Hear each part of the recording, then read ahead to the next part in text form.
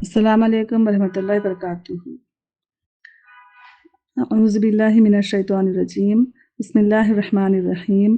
رب اشرح لی صدری ویسر لی امری واحلل عقدۃ من لسانی یفقہوا قولی، رب زدنی علما، اللہم فقہنا فی الدین، اللہم انفعنا بما علمتنا وعلمنا ما ینفعنا وزدنا علما۔ السلام علیکم ورحمۃ اللہ وبرکاتہ۔ کیسے ہیں آپ سب؟ الحمدللہ خیر و عافیت سے ہوں گے انشاءاللہ۔ اور کچھ اپنے بارے میں بتانا چاہوں گی۔ میرا نام سائرہ خان ہے اور میں سٹی آف پلس حیدرآباد سے ہوں، اور میں دارالارقم سے مور دین 10 ایئر سے کنیکٹڈ ہوں۔ تعلیم الخان گریجویٹ ہوں، ہجامہ تھراپسٹ ہوں، اور MSc باٹنی سے کی ہوئی ہوں۔ اور میں لائف کوئز اور جو ویکلی کوئزز آتے ہیں تعلیم الخان کے اور دوسرے جو کوئزز آتے ہیں دارالارقم کے، وہ کوئزز کو میں کنڈکٹ کرتی ہوں۔ آپ سب سے جو لوگ حیدرآباد میں ہیں ان کو یہ بتانا چاہوں گی کہ حیدرآباد میں ہمارا کلینک ہے، دارالارقم کا حیدرآباد میں ہجامہ کا کلینک ہے۔ دارالارقم کا جو ہجامہ کلینک ہے وہ حیدرآباد DA کلینک میں ہے، حیدرآباد میں ہے DA کلینک۔ آپ وہاں پر آ سکتے، جو حیدرآباد کے رہنے والے ہیں آپ لوگ DA ہجامہ سینٹر آئیے اور ہجامہ کروائیے، کیونکہ ہجامہ دیکھیے کرانا ضروری ہے۔ کیونکہ جب آپ صلی اللہ علیہ وسلم معراج کی رات آسمانوں پہ گئے تھے تو ہر آسمان پر فرشتوں نے ہجامہ کے لیے کہا کہ امت کو ہجامہ کرواؤ، اور ہجامہ کرانے کے خود کے لیے بھی کہا۔ تو ہجامہ ایسا ہے، کرانے سے ایک تو سنت پوری ہوں گی، اور جب آپ ہجامہ کرائیں گے جو جتنے بھی آپ کے باڈی کے ٹاکسنس ہے وہ آپ کی باڈی سے باہر آ جائیں گے۔ آج کل کی جو انہیلدی لائف سٹائل ہے اور جو جنک ہم کھاتے ہیں جس کے ٹاکسنس ہمارے باڈی میں جمع ہوتے، اس کو ٹاکسنس کو ہمارے باہر نکالنے کے لیے ہجامہ بہت بہت بہت فائدے مند ہے۔ تو جو لوگ حیدرآباد میں رہتے ہیں وہ لوگ DA ہجامہ سینٹر آف حیدرآباد ضرور آئے۔ اور یہاں پر ہجامہ DA جو کلینک ہے حیدرآباد کا، وہاں پر آپ کو دوسرے پروڈکٹس بھی اویلیبل ہے، جیسے کہ ہنی آپ کو آرگینک مل جائیں گا، کوکونٹ آئل مل جائیں گا وہاں پر۔ تو ان فون نمبرز پر آپ کانٹیکٹ کر سکتے ہیں کوائریز کے لیے۔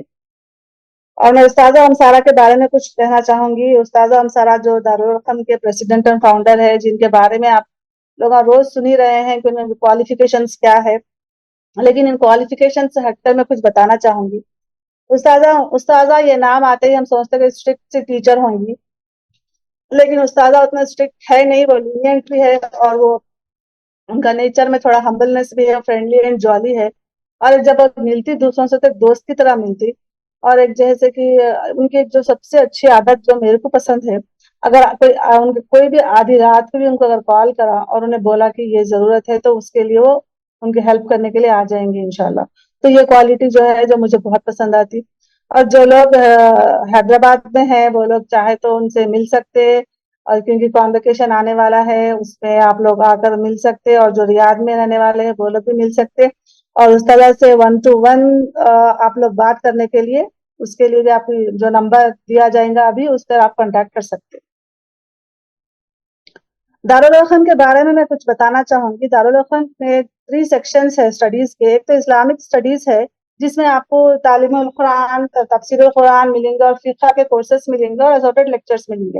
اور سیکنڈ ہے ہیلتھ کیئر، جس میں آپ کو ہجامہ اور دوسرے سنہ ہیلتھ اینڈ ڈائٹ کے کورسز رہیں گے۔ اور تھرڈ سیکشن میں آپ کو سیلف ڈیولپمنٹ کے کورسز ہے، جس میں جیسے آپ کو انلائٹنڈ مسلمہ، اویکنڈ مسلمہ ایسے کورسز ملیں گے۔ اب میں آپ کا زیادہ وقت نہیں لیتے ہوئے ٹاپک پر آنا چاہوں گی۔ آج کا ٹاپک ہے پاکیزہ کلمات اور خبیث کلمات۔ آپ لوگ سوچ رہے ہوں گے پاکیزہ کلمات اور خبیث کلمات یہ کیسا ٹاپک ہے، یہ کیا ہے؟ تو میں بتانا چاہوں گی یہاں پر کہ جو لوگ تعلیم القرآن کر چکے ہیں یا جس کا تعلیم القرآن اینڈ پر اختتام پر ہے، وہ لوگ جانتے ہوں گے کہ پاکیزہ کلمات اور خبیث کلمات کیا ہے۔ لیکن جو لوگ تعلیم القرآن نہیں کر چکے ان سے میری ریکویسٹ ہے کہ تعلیم القرآن کورس جوائن کیجئے، جو کہ ایک لائف ٹرانسفارمنگ کورس ہے، اور اس سے آپ کو سمجھ میں آئے گا کہ کیا ہے یہ کلمات۔ اور میں یہ ایک چیز بولنا چاہوں گی کہ تعلیم القرآن ایسا ہے جیسے کہ آپ کو پوری کائنات اللہ تعالیٰ کا کریشنز ہے، لیکن قرآن اللہ تعالیٰ کا ورڈ ہے۔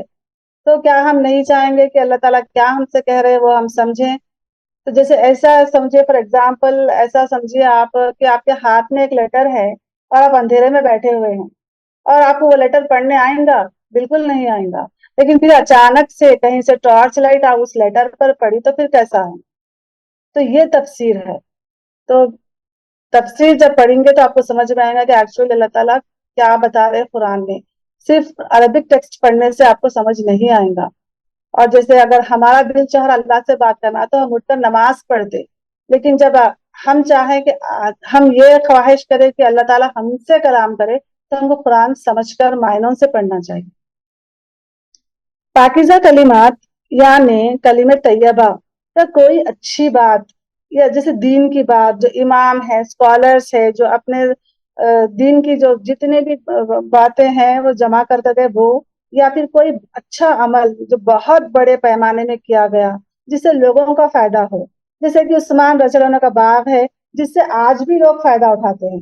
तो ये है पाकीज़ा कलिमात। तो पाकीज़ा कलिमात की फर्स्ट कैटेगरी में आएंगे कलिमा तैयबा। और खबीस कलिमा क्या है? खबीस कलिमा यानी शिर्क, मुनाफिकत, ये कहना कि खुदा ही नहीं है, या ये कहना कि अल्लाह के साथ साथ कोई और शरीक भी है, जो कि सबसे बड़ा झूठ है।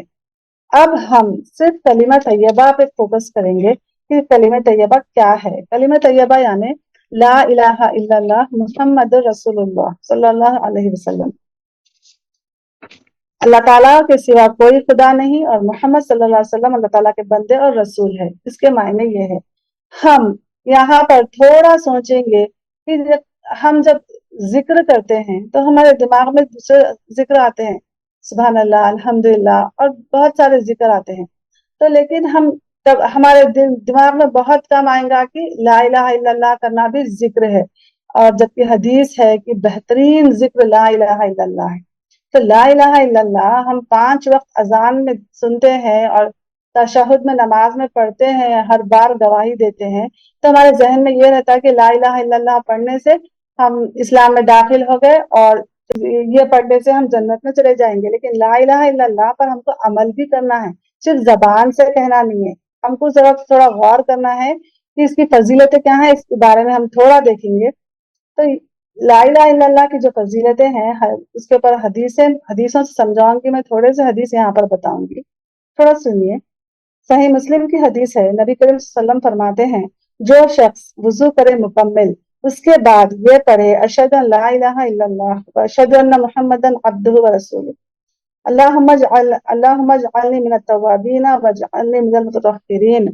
मैं गवाही देता हूँ अल्लाह के सिवा कोई माबूद बहक नहीं, और मैं गवाही देता हूँ कि मोहम्मद सल्लल्लाहु अलैहि वसल्लम उसके बंदे और रसूल है। ऐ अल्लाह, मुझे तौबा करने वालों में शामिल कर दे और मुझे तहारत हासिल करने वालों में शामिल कर दे। जो बंदा ये पढ़ेगा वजू करे बाद, तो उसके लिए रोजे क़यामत 8 दरवाजे जन्नत के खोल दिए जाएंगे, जिसमें से चाहे वो दाखिल हो जाए। तो अल्लाह ताला से दुआ है हमें भी इन लोगों में शामिल कर दे। अबू दाऊद की रिवायत है, माज बिन जबल रज़ियल्लाहु अन्हु फरमाते हैं, अल्लाह के रसूल सल्लल्लाहु अलैहि वसल्लम ने फरमाया और कहा, मरते वक्त जिसकी जबान पर आखिरी अल्फाज ला इलाहा इल्लल्लाह होंगे वो जन्नत में जाएगा। तो जिसके जबान पर आखिरी अल्फाज ला इलाहा इल्लल्लाह होंगे, तो जाहिर सी बात है ये कलिमा उसी की जबान पर आएगा जो पूरी जिंदगी इस पर अमल करे।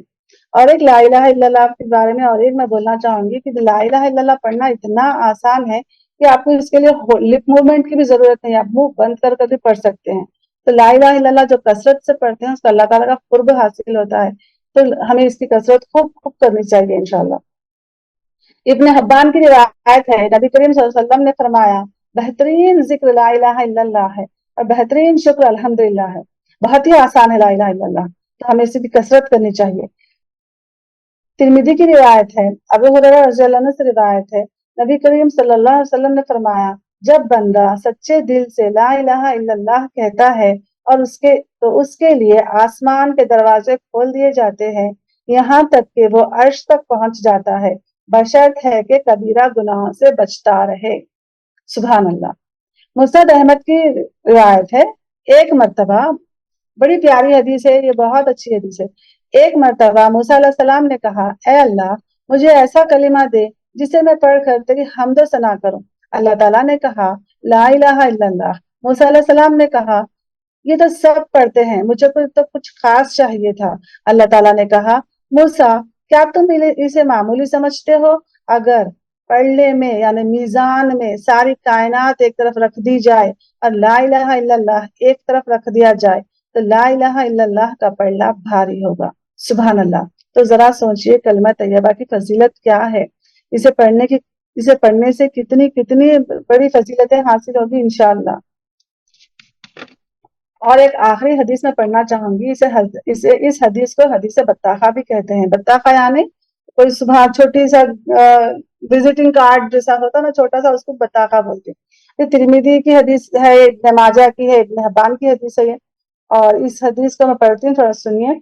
एक शख्स जिसके 99 रजिस्टर्स गुनाहों से भरे होंगे, हर रजिस्टर का साइज जमीन से लेकर आसमान तक हो जाएगा, खोला जाएगा। अल्लाह ताला कहेगा इसका भी हिसाब किताब किया जाएगा। वो शख्स कहेगा मेरा क्या हिसाब करेगा, क्यों मजाक उड़ाता है मेरा, 99 रजिस्टर गुनाहों से भरे हुए हैं, क्या हिसाब होगा मेरा। अल्लाह ताला कहेगा आज इंसाफ का दिन है, जरा बराबर भी नाइंसाफी नहीं होगी। फरिश्तों को हुक्म दिया जाएगा इसकी नेकी इसे दे दो। एक छोटे से पेपर पर जो बत्ताखा जो है उस पर उसकी नेकी उसे लिखकर दे दी जाएगी। जब अल्लाह ताला के पास जाएगा, अल्लाह ताला कहेगा इसका हिसाब किताब लाओ। वो कहेगा अल्लाह क्यों मुझे शर्मिंदा करता है, क्या है, कुछ भी नहीं है मेरे पास। अल्लाह ताला कहेगा आज इंसाफ का दिन है, जो कुछ होगा वो कहेगा। एक चिट्ठी है मेरे पास, जब वो चिट्ठी खोली जाएगी, उसके अमाल को खोला जाएगा, उस पर लिखा होगा ला इलाहा इल्लल्लाह, जो कि उसको उस शख्स ने सच्चे दिल से माना होगा। इस एक कलमे की वजह से वो जन्नत में चला जाएगा। ये कलिमा चाबी है जिसे जन्नत खोली जाती है। तो हर चाबी के दांत भी होते हैं, कंडीशंस इस कलिमे के भी है। सिर्फ जबान से इकरार करना नहीं है, बल्कि इस कलिमे के मायने को समझकर उस पर हमें अमल करना भी है। तो हम कलिमे तैयबा की फजीलतें, हम यहाँ कुछ फजीलतें हम देख चुके।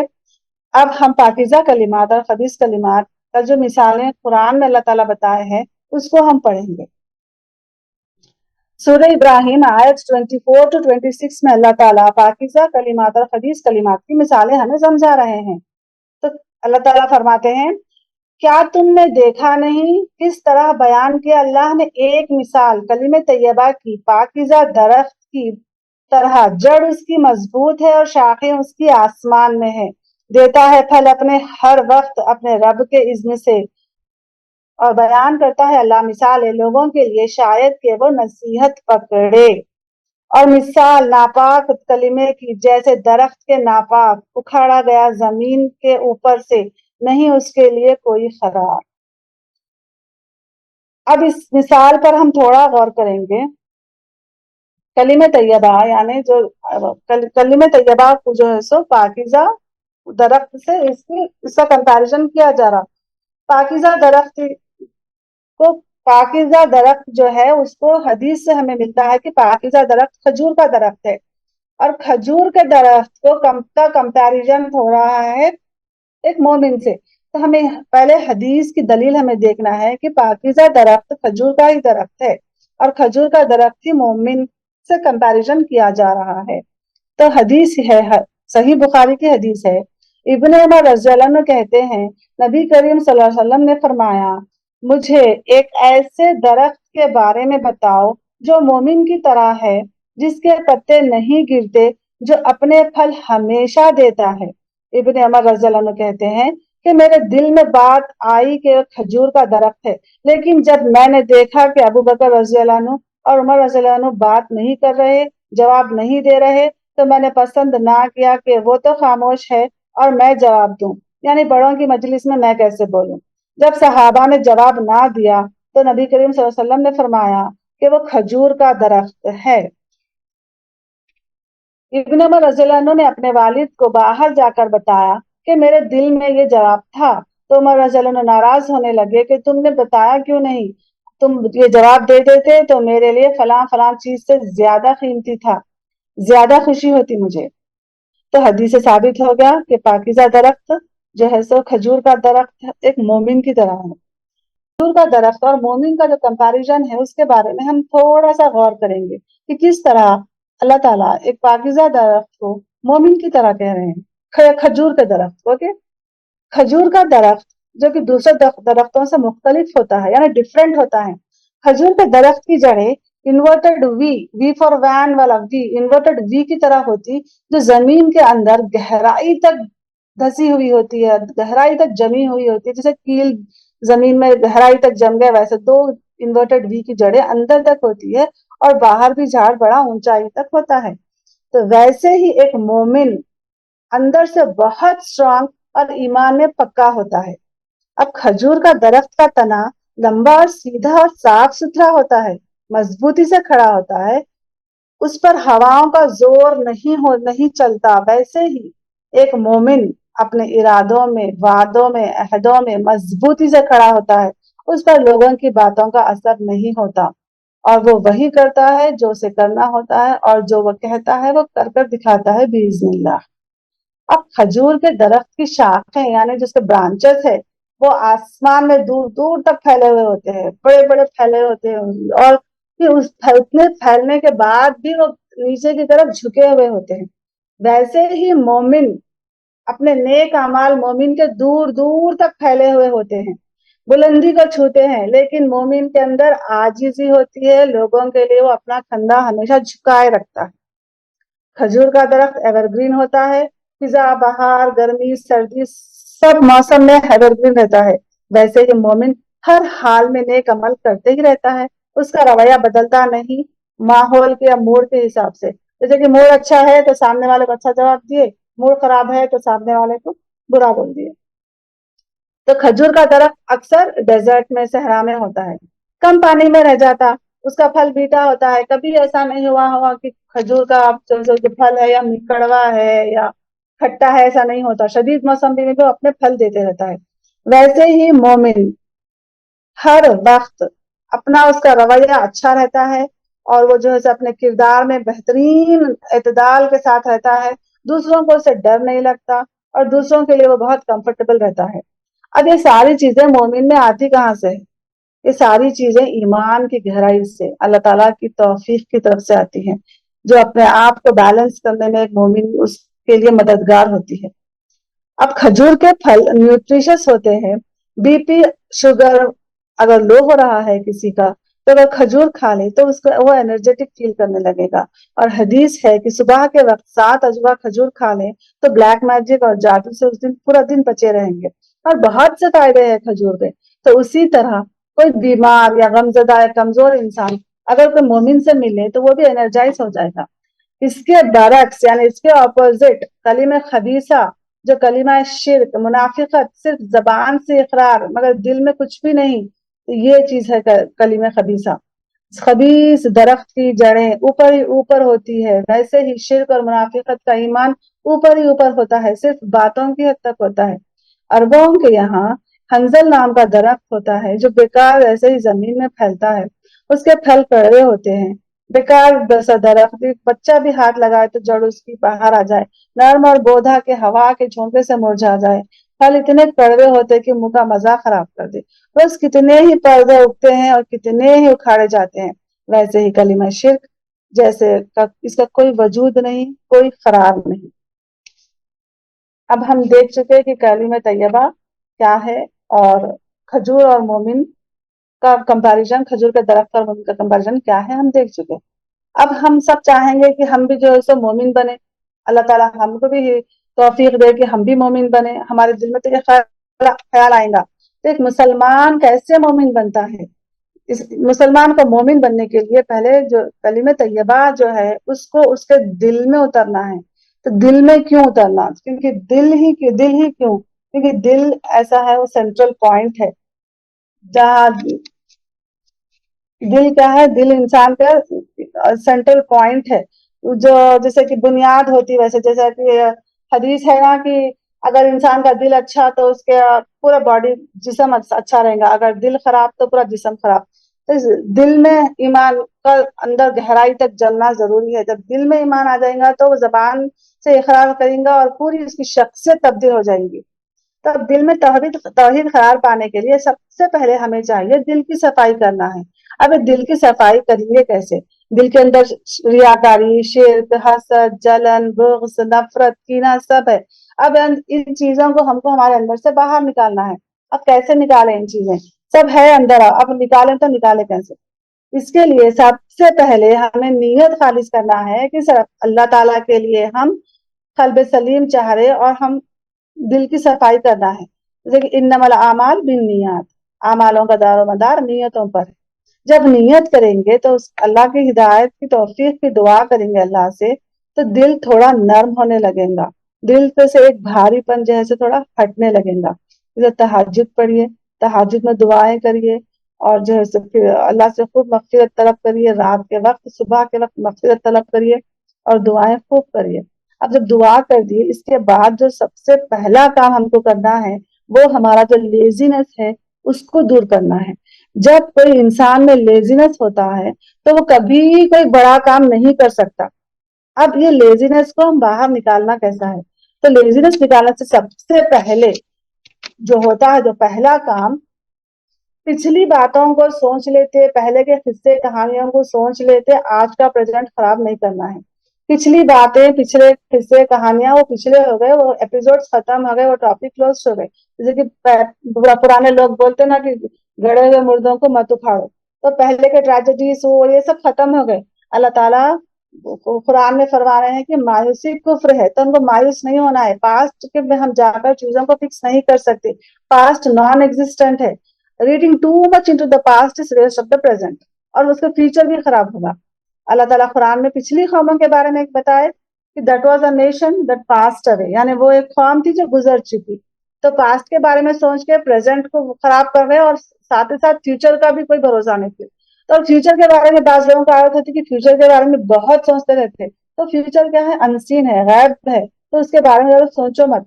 कल भी एक नॉन एग्जिस्टेंट है, अभी आया नहीं, उसकी कोई रियलिटी नहीं है। जो रियलिटी है वो आज की है। तो पिछले कल और आने वाले कल में हम हमारा प्रेजेंट खराब कर दे।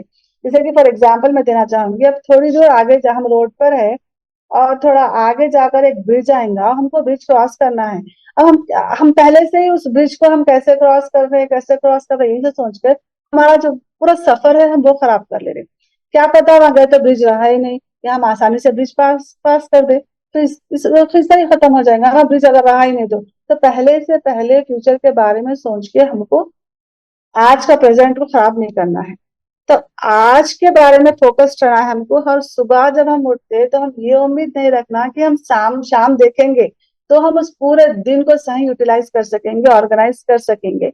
सोचो कि आज के दिन के बारे में आपको क्या करना है। अब ऐसा अगर ऑर्गेनाइज करो, पूरे सालों साल बाद का प्लानिंग मत करिए, ऑर्गेनाइज आज के दिन के करिए, आवर्स ऑफ दिस डे। अब फिर आप जो है सो जैसे कि आज का ही करें, आप सुबह उठे, नमाज पढ़े, फजर पढ़े और पूरे अस्कार पढ़े और अपने साथ वालों को हर्ट नहीं करे, अपने पूरे काम टाइम पे कर लिए, तो प्रोक्रेस्टिनेशन भी नहीं होगा और आपका पूरे टाइम पर काम हो जाएंगे। इस तरीके से आप सालों का काम महीनों में कर सकेंगे और महीनों का काम मिनटों में कर सकेंगे और मिनटों का काम सेकंड्स में कर सकेंगे। तो पहले हमको चाहिए कि हमारा लेजीनेस हटा देना है और सालों पिछले अगले बातें सोच के अब आज क्या करना है वही वही सोचना है। और बाज़ लोगों की आदत होती है कि वो गम में इतना डूबे होते हैं कि उठते ही नहीं और कोई काम नहीं करते, कुछ नहीं करते, सिर्फ अपने गम में ही रहते। तो ऐसे लोगों को चाहिए कि अपने गम के बारे में सोचने के बजाय अपने अतराफ की चीजों को देखो कि उनके अतराफ क्या है और अल्लाह ताला की शुक्रगुजारी करो कि इतने सब चीजें हैं, जो एक चीज नहीं है उसी पर क्यों फोकस रहना। अल्लाह ताला कुरान में बता रहे हैं कि अगर शुक्रगुजारी में करेंगे तो नेमतों में इजाफा करेंगे, लाइन शकरतुम वज़ीदन्नकुम। तो अब दिल की सफाई हो गई। और हमें ये भी करना है कि अगर तकलीफ में है तो हम अगर किसी सामने वाले की तकलीफ दूर करें तो उससे हमारी तकलीफ भी कम होती। जैसे कि हम अगर गम में है, किसी को हम चैरिटी करें तो क्या होता है, उसके चेहरे की मुस्कुराहट जब हम देखेंगे तो हमको भी खुशी मिलेगी। तो ऐसा है, चैरिटी तो ऐसा है कि वो 3 जनों को फायदा है उससे।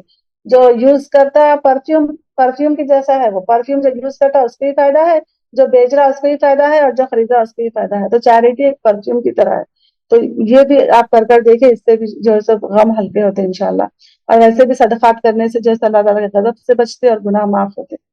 तो अब जरूरतमंदों की मदद करिए, बीमार से मिलिए, किसी का गम दूर करने की कोशिश करिए। देखिए खुशियां कैसे अतराफ घेर लेंगे आपके। अब दिल की सफाई हो गई, दिल दिल के जो भी गंदगी मुनाफिकत वगैरह थी वो सब चले गई। तो ये अब तक ऐसा था कि हमारा दिल जैसे कि पूरे बीमारियों से भरा हुआ था, تو इसकी मिसाल ऐसे है कि जैसे कि बंद बॉटल है, वाटर बॉटल है और ऊपर से पानी डाल रहे आप तो अंदर जाएगा नहीं जाएगा। वैसे जब दिल में इतने बीमारियां, शिर्क, ये वो बैठा हुआ है, रियाकारी, शो, तो कैसे तौहीद उसमें जमेंगी? तो पहले दिल में से सारी चीजें बाहर निकलना है। अब तौहीद का कलमा दिल में जज्म होगा।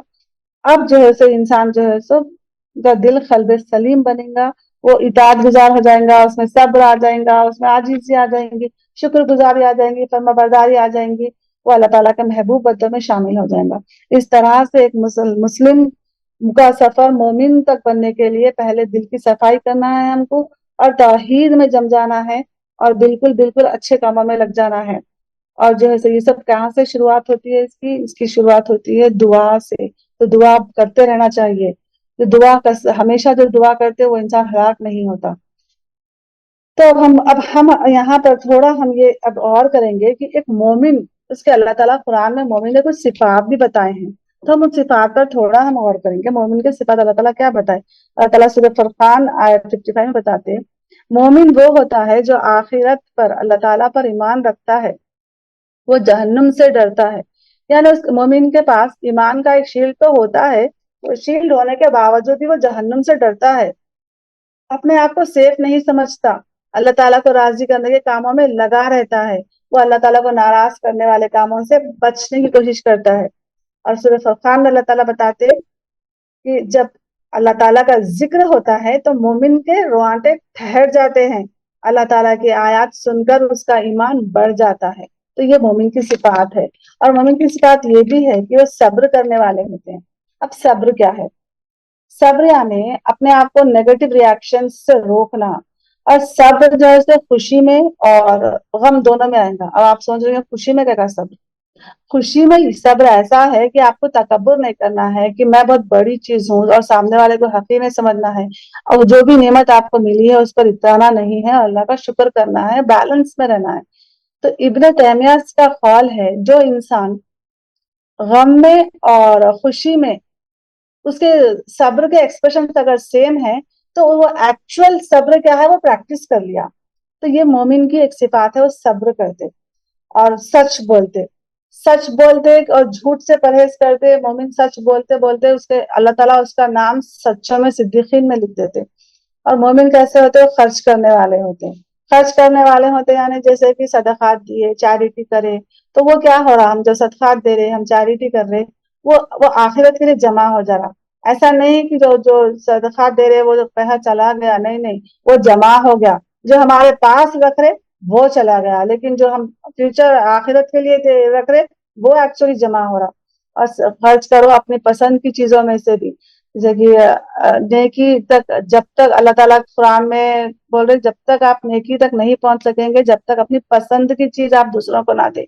तो ये भी हमें गौर में करना चाहिए कि हमारी पसंद की चीज हम आसानी से दूसरों को दे सकते हैं। जैसे कि फॉर एग्जाम्पल, अगर आप कोई किसी को गिफ्ट खरीदना चाह रहे हैं, तो गिफ्ट कैसा खरीदते? अपने लिए अच्छा खरीदते, और जिसे गिफ्ट देना है उसको थोड़ा कम उसका खरीदते। तो ये चीजों पे गौर करना चाहिए कि खर्च करने में हमारी नीयत कैसी है। और मोमिन कैसे होते हैं? मोमिन फर्माबरदार होते हैं। फर्माबरदार होते हैं यानी क़ानितात। अब जो है फर्माबरदार में, जैसे कि फॉर एग्जाम्पल हम इसका ये ले सकते हैं, घर में आपके एक से ज्यादा बच्चे हैं, आप एक बच्चे को बोलते कि जाओ बेटा पानी लाओ, तो वो बोलता अच्छा लाता हूँ, ठहरो, अब बहुत प्यास लगी क्या, ऐसे बहाने बनाता। लेकिन दूसरा बच्चा क्या करता? वो बोलते सुनते जाके ला दूंगा, वो पूछेगा ही नहीं कि क्या होना, क्यों होना, थोड़ी देर ठहरो। तो ये होता फर्माबरदारी। जिससे कि अगर अल्लाह ताला का हुक्म सुने, सिर्फ फौरन बजा लाए, अब उसके ऊपर लॉजिक, उसके ऊपर तहकीकात ये नहीं करते। तो ये मोमिन ऐसे होते। और मोमिन की और एक सिफात है, वो सुबह के वक्त इस्तगफार करने वाले होते हैं, यानी फजर से पहले अल्लाह ताला से बख्शिश तलब करते। तो सुबह का वक्त में बरकत होती। तो आजकल जो लोग बोलते हैं वक्त में बरकत नहीं, बरकत नहीं, तो ये उनको गौर करना चाहिए कि उनका सुबह का वक्त जा रहा कहाँ, जबकि हदीस है कि सुबह के वक्त में बरकत है। तो मोमिन क्या करते हैं? फजर से पहले उठे, इस्तगफार पढ़े। तो आप सोचिए, सब सो रहे घर में, आप उठे और सिर्फ आप पढ़ लेते बैठे तहज्जुद, तो वो कितना अच्छा रहेगा। आप फजर से 10 मिनट पहले भी उठ के पढ़ सकते तहज्जुद। पूरे पूरा 1 घंटा नहीं पहले नहीं उठ सकते, तो आप थोड़ी देर पहले भी उठ के पढ़ सकते। और तहज्जुद का वक्त ऐसा है जब अल्लाह ताला पहले आसमान में आते हैं और पूछते हैं कि कोई है जो मुझसे मांगे मैं उसे दूं। کوئی ہے جو مجھ سے بخشش طلب کرے اور اسے معاف کر دوں. اور جس کو واقع میں کچھ چاہیے ہوتا نا وہ اٹھ کے تہجد پڑھتا, جس کو نہیں چاہیے ہوتا وہ نہیں پڑھتا. تو اگر صبح کے وقت فجر ٹائم پر پڑھے اور اسکار پڑھے تو اس کا امپیکٹ پورے دن پہ ہوتا, تو دن کے پورے کام آسانی سے ہوتے اور دن بھر وہ خوش رہتا. لیکن جو لوگ صبح فجر نہیں پڑھتے یا بہت ڈیلے کر کے پڑھتے, قضا کر کے پڑھتے, اور پھر ان کے پورے دن کے کام ڈیلے ہوتے ہوتے جو صبح کا امپیکٹ ان کے پورے دن کے کاموں پہ ہوتا. تو یہ چیز پہ ہمیں غور کرنا ہے کہ صبح کے وقت جلدی اٹھنا ہے اور استغفار کرنا ہے. اور اللہ تعالیٰ سے دعا ہے ہمیں مومنوں کی صفات پر عمل کرنے والا بنائے. آخر میں ایک بات کہنا چاہوں گی کہ مسلمان بننا تو وراثت میں مل گیا ہم کو, باپ دادا مسلمان تھے, ہم مسلمان بن گئے. لیکن مسلمان سے مومن بننے کا سفر جو ہے وہ مشقت والا سفر ہے. اس پر ہمیں جدوجہد کرنا ہے, نفس پر کنٹرول کرنا ہے, اپنے آپ کو بیلنس کر کے رکھنا ہے. یہ کہاں سے آتا ہے؟ ایمان کی گہرائی سے, اللہ تعالیٰ کی توفیق سے ہمیں یہ حاصل ہوتا ہے. تو جتنا زیادہ ہم اپنے آپ کو دنیا کے انجوائمنٹ میں بزی رکھیں گے اتنا ہارڈ ہو جائے گا ہم کو اللہ تعالیٰ سے اسپرچولی کنیکٹ کرنا. ہارڈر ہو جائے گا نماز میں خشوع لانا, اور ہارڈر ہو جائے گا دعاؤں میں رونا. تو ہمیں دنیا سے زیادہ دنیا کے انجوائمنٹ میں اپنا بزی نہیں رکھنا ہے. تو اللہ تعالیٰ سے دعا ہے ہمیں دنیا کی چمک دھمک سے بچائے اور آخرت کے طلبگار بنا دے. آمین. جزاک اللہ خیر. دعا کر کے میں سیشن اینڈ کروں گی یہاں پہ. بسم اللہ الرحمن الرحیم. الحمد للہ رب العالمین الرحمن الرحیم مالک یوم الدین ایاک نعبد و ایاک نستعین اہدنا الصراط المستقیم صراط الذین انعمت علیہم غیر المغضوب علیہم ولا الضالین. آمین. صلی اللہ تعالی علی خیر خلقہ محمد وعلی آلہ اصحابہ اجمعین برحمتک یا ارحم الراحمین. ربنا آتنا فی الدنیا حسنہ وفی الآخرۃ حسنہ وقنا عذاب النار.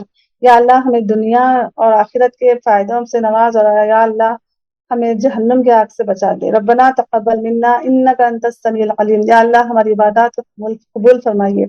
ربنا لا تؤاخذنا ان نسینا اخطأنا. ربنا ولا تحمل علينا إصرا كما حملته على الذين من قبلنا. ربنا ولا تحملنا ما لا طاقة لنا به. یا اللہ ہم پر وہ بوجھ مت ڈالیے جس کو اٹھانے کی ہم میں طاقت نہیں. یا اللہ ہم سے پچھلے والوں پر جو بوجھ ڈالے وہ بوجھ ہم پر مت ڈالیے. ربنا ولا تحملنا ما لا طاقة لنا به واعف عنا واغفر لنا وارحمنا انت مولانا فانصرنا على القوم الكافرين. آمین. یا اللہ ہمارے دین کو درست کر دیجئے. یا اللہ ہماری دنیا اور آخرت کو درست کر دیجئے. یا اللہ ہمیں ہدایت کی توفیق عطا کیجئے. ہمیں دنیا کی چمک سے بچا لیجئے. یا اللہ ہمیں آخرت کے طلبگار بنا دیجئے. یا اللہ ہمیں جنت الفردوس میں اعلیٰ مقام عطا کیجئے. آمین. یا اللہ آپ صلی اللہ علیہ وسلم کو مقام محمود عطا کیجئے. یا اللہ آپ کو وسیلہ عطا کیجئے, الفضیلہ عطا کیجئے. یا اللہ آپ صلی اللہ علیہ وسلم کی شفاعت ہمیں نصیب عطا فرمائے. یا اللہ ہمیں پلسرات کے راستے پر آسانی سے کامیابی دلا دیجئے. یا اللہ ہماری موت کا وقت ہمارے لیے عید کا وقت بنا دیجئے, عید کا دن بنا دیجئے. مالک یا ربی ہمارا بہترین پل آپ سے ملاقات کا پل بنا دیجئے. یا اللہ ہمارے تمام کاموں کا انجام بخیر کیجئے. ربنا افرغ علینا صبرا وثبت اقدامنا وانصرنا علی القوم الکافرین. آمین. یا اللہ جتنے بھی مسلمان ظلم کا شکار ہے ان پر رحم فرمائیے. یا اللہ ظلم کا خاتمہ کر دیجئے. فلسطین, غزہ, سیریا کے مقیم پر رحم فرمائیے. اللہ کافروں پر انہیں غلبہ دلا دیجئے. یا ربی دنیا کے سارے مسلمانوں کو ظلم سے بچا لیجئے. یا اللہ جتنے مسلمان قید میں ہیں مسلمانوں کو رہائی دلا دیجئے. یا اللہ جتنے مسلمان بے روزگار ہیں روزگار نصیب کیجیے. یا اللہ جتنے مسلمان بے اولاد ہیں انہیں اولاد نصیب کیجیے. یا اللہ جتنے مسلمانوں کی شادی نہیں ہوگی ان کی شادیاں کامیاب کرائیے. یا اللہ جتنے مسلمان بے گھر ہو گئے گھر نصیب عطا فرمائیے. یا اللہ جو جتنے مسلمان ماں باپ اولاد کو تکلیف دیتے ہیں ہدایت دیجیے. جو ماں باپ اولاد ماں باپ کو تکلیف دیتی ہے ان کے دل میں ان کے لیے شفقت اور رحم ڈال دیجیے. مالک یا اللہ ہمیں ہر شر سے بچا لیجیے. مالک یا اللہ ہر خیر سے ہمیں نوازیے. اللہ اچانک موت سے ہمیں بچا لیجیے. مالک اللہ برے بڑھاپے سے ہمیں بچا لیجیے. ربنا وجعلنا مسلمین لک من ذریتنا امة مسلمة لک وارنا مناسکنا وتب علینا انک انت التواب الرحیم. یا اللہ ہمیں ہر اچھائی سے نوازیے جس کے بارے میں ہم جانتے ہیں جس کے بارے میں ہم نہیں جانتے. مالک یا ربی ہمیں ہر برائی سے بچائیے جس کے بارے میں ہم جانتے ہیں جس کے بارے میں نہیں جانتے. یا اللہ ہم سے اعمال کرائیے جس سے آپ راضی ہو جائے ہم سے وہ کام مت کرائیے مالک جس سے ہمارے دشمن ہم سے خوش ہو جائے. یا اللہ آپ کی رضا والی زندگی ہمیں نصیب کیجیے. یا اللہ آپ کی رضا والی موت ہمیں نصیب کیجیے. یا اللہ ہمیں ہمارے اولاد کو ہمارے آل کو سود سے، حرام لقمے سے، فحش سے بچا لیجیے، سارے برائیوں سے بچا لیجیے مالک. یا اللہ دجال کے فتنوں سے ہمیں بچا لیجیے. یا اللہ دجال کا خاتمہ کرنے عیسیٰ علیہ السلام کے مددگاروں میں ہمارے آل کو شامل کر دیجیے. یا اللہ مرتے وقت کلمہ نصیب کیجیے. یا اللہ مرتے وقت شیطان کے فتنوں سے بچا لیجیے. یا اللہ ایمان کے بہترین حالت میں آپ سے ملاقات کرائیے. یا اللہ ہم آپ کے پر نیک گمان کے ساتھ ہمیں موت نصیب کیجیے. یا اللہ جتنے بھی لوگ یہاں جمع ہیں ان سب کی جائز حاجات کو پورے کر دیجیے. یا اللہ جتنے دعائیں مانگنا ہم بھول گئے ان دعاؤں کو قبول فرما لیجیے مالک. اور جتنے دعائیں ہمیں مانگنا چاہیے تھا نہیں مانگ سکے ان دعاؤں کو قبول فرما لیجیے میرے اللہ. اللہم تقبل صیامنا، اللہم تقبل سجودنا ورکوعنا برحمتک یا رب العالمین. اللہم انک عافو تحب العفو فاعف عنا، اللہم انک عافو تحب العفو فاعف عنا، فاعف عنا یا کریم، فاعف عنا یا رحیم، فاعف عنا یا اکرم الاکرمین. اللہم اغفر لنا ما قدمنا وما اخرنا وما اسررنا وما اعلنا انت خیر الراحمین برحمتک یا ارحم الراحمین. صلی اللہ تعالی علی خیر خلقہ محمد وعلی آلہ واصحابہ اجمعین برحمتک یا ارحم الراحمین. جزاک اللہ خیر سب آپ اتنا وقت نکال کر یہاں بیٹھے، اور جزاک اللہ خیر استاذہ فار گیونگ دس اپارچونیٹی. ہمارے پاس چاہے کتنی بھی صلاحیتیں ہوں، جب تک ہماری ان صلاحیتوں سے لوگوں کو فائدہ نہ پہنچے ان صلاحیتوں کا کوئی مقصد ہی نہیں پھر. اللہ تعالیٰ آپ سب کو دنیا اور آخرت کی خوب جزائے خیر عطا کرے. ارشدہ جزاک اللہ خیر for being patient with me اور guiding me for your help. اللہ تعالیٰ سے دعا ہے آپ کو بہترین اجر عظیم عطا کرے. میری فیملی کا بہت سپورٹ کرتی ہے مجھے اللہ، اور میرے اسٹڈیز میں الحمدللہ سلائڈس PPTs میرے بچوں نے مجھے بنا کر دیے. اللہ تعالیٰ نے اجر عظیم عطا کرے. یہاں پر جتنے بھی لوگ بیٹھے ہیں زوم کنٹرول کر رہے ہیں، جتنے والنٹیئرس ہیں ان سب کو اللہ تعالیٰ خود جزائے خیر عطا کرے. آمین. السلام علیکم ورحمۃ اللہ وبرکاتہ. جو ہجامہ کا جو کلینک ہے بتائے تھے نا، اس کا آپ لوگ چاہے تو ٹیسٹیمونیل دیکھ سکتے ہیں، ابھی آپ کو اسکرین پہ نظر آئے گا. السلام علیکم ورحمۃ اللہ وبرکاتہ. ہم لوگ ہجامہ کلینک میں ہیں اور یہ ہمارے ٹریننگ اور سرٹیفائڈ تھراپسٹ ہیں. السلام علیکم مائی ڈیئر تھراپسٹ. وعلیکم السلام. اچھا مجھے پہلے آپ یہ بتائیے کیا آپ لوگ کہیں سے ہجامہ کی ٹریننگ حاصل کیے؟ یس. اچھا کیا ٹریننگ حاصل کرنے میں اور صرف کپس ایڈمنسٹر کر کے سیکھنے میں کوئی ڈفرینس ہے؟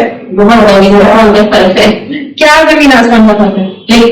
ٹریننگ جو تھراپسٹ ہوتا ہے ہم پورا پراپر پروفیشنل وے میں کرتے ہیں کیونکہ ہم کو پوری اسٹڈی ڈپلوما کورس سکھایا جاتا with all study material and practical exams and every thing. Okay.